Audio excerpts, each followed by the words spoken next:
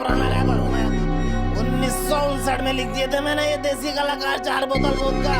ये बच्चे आज गाए फिर रहे हैं।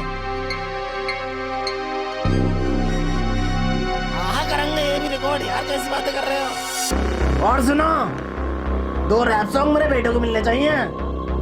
अरे 3-4 गाने तो पहले हिट दे चुका है वो। अरे क्योंकि हमने सिखाया उसे रैप करना।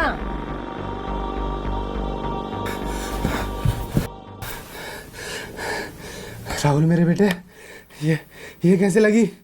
कुछ नहीं पापा। और ये कपड़े? बस ऐसे ही।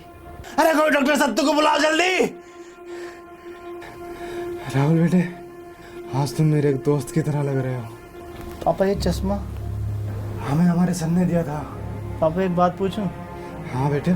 दादाजी के साथ ऐसा क्या हुआ था कि वो हमारे बीच में नहीं है? बात